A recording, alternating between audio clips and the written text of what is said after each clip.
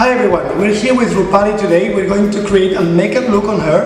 It's going to be something fashion. We're going to use cranberry colors for the eyes, and we're going to keep the skin very natural, very glowy and very radiant. So stay tuned and keep on watching. The first step is to moisturize the skin. We're going to use a thick cream specific for dry skin types that is going to provide us luminosity and a juicy finish. As you can see, our model has a bit of hyperpigmentation around the mouth, in the chin area and under the eyes. We will use an orange concealer to neutralize the green and blue undertones of those dark areas and make sure that when we apply the foundation, the areas with discoloration won't get that ashy tint that comes out from adding a light color on top of a darker shade. We add some drops of a golden liquid highlighter to the foundation to achieve a radiant cinnamon finish. Rupali's face is slightly deeper and pinkier than the rest of her chest. That's why we choose a foundation shade on a lighter beige to match her face to her body and to achieve a totally seamless complexion look.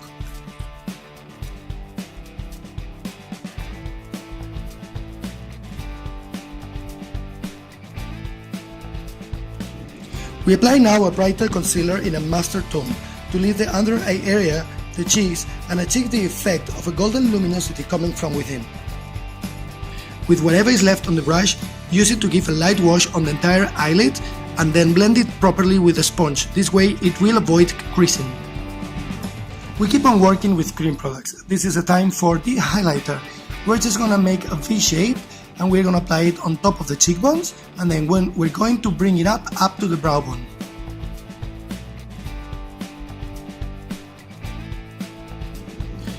We take a look to the areas in shadow on Rupali's chest and we spot the color. That will be the reference at the time to choose the perfect shade for contouring. We go for a cream texture and apply it under the cheekbones, blending upwards to curve out even more our model's features. This color application will also help to keep connecting her body with her face, to make sure that the contouring looks like a natural shadow and not like a patch on the skin. The key is getting the color vanish away completely into the skin. It should look like a cloud of color, not like a sticker. To achieve that, we'll have to blend in over and over.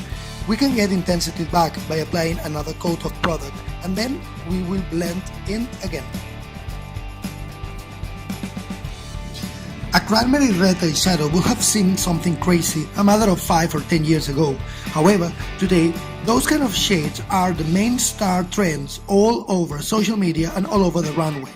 We apply it seamlessly all over the eyelid, blending upwards to achieve a smoky eye effect.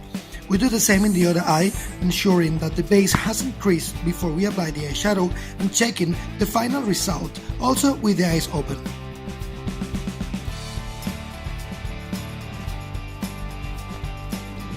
We're gonna give more drama to the look by adding an ashy dark brown on top of the red eyeshadow. This step will get that the red color won't appear so flat. That's why we just have to apply it on the deeper areas, the lash line and the crease of the eye. With a blending brush, we will make sure both colors melt one into each other to avoid seeing any harsh edges.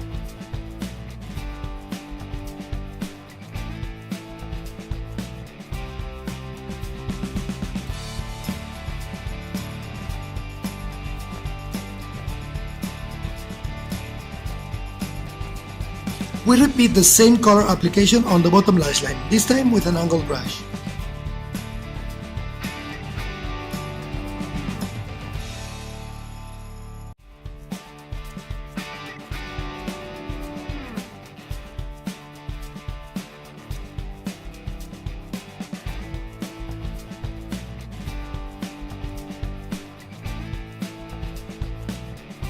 With the same brush, we're gonna draw a smoky shadow eyeliner very close to the top lash line.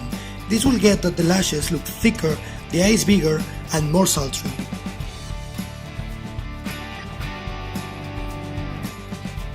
We concentrate the darker shade on the outer corner, connecting the lash line with the crease. You can repeat this step over and over, always that you blend all the edges as a final step.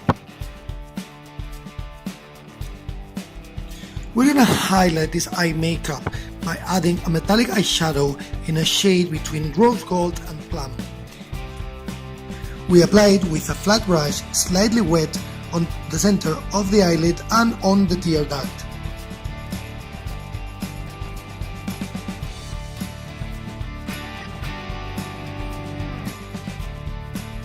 As I am not very happy with the shine of this metallic eyeshadow, I'm going to enhance it by adding a mineral pigment on top in the same pink shade. I want to go for a glossy finish to achieve a wet look eyelid.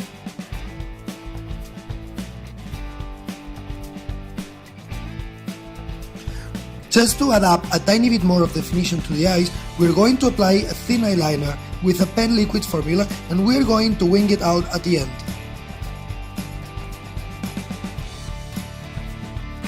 We apply mascara on both top and bottom lashes. We are not going for a huge lashes look, so as long as they get defined and curled up is more than enough.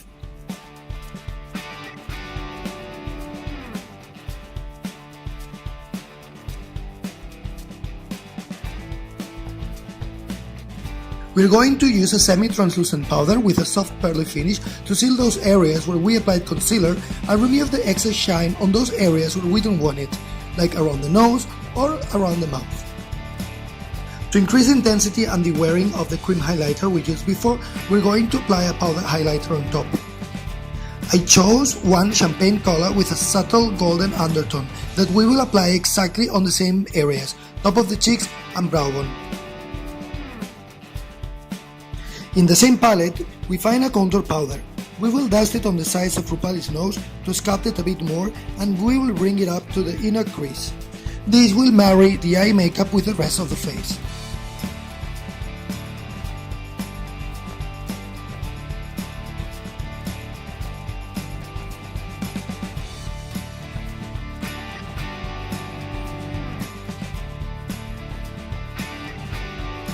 We come back to the highlighter, and with an angle brush, we apply a tiny dot only in the inner corners of the eye. We choose a rosy pink blush to go on with the same chromatic line that we started with the eyes. It's important not to bring more different colors to keep the harmony in this look. We apply a very good amount. This will balance the excess color we used for the eyes, because it's going to drag the tension down to the rest of the face and it's going to provide a more balanced look.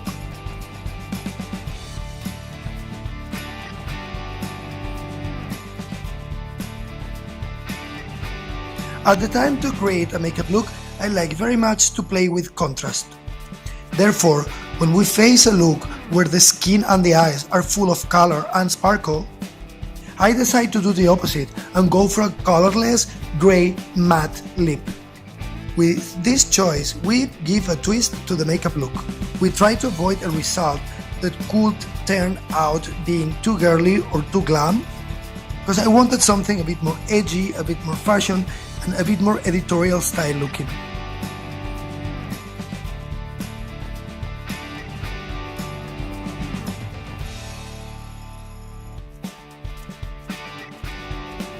And the final step is to apply setting spray to make sure all the layers set on the skin. So this is a final look. We've been a long time here because we had a very cool photo shooting after the makeup session. Thanks for watching, I hope you liked the look, and see you in my next video.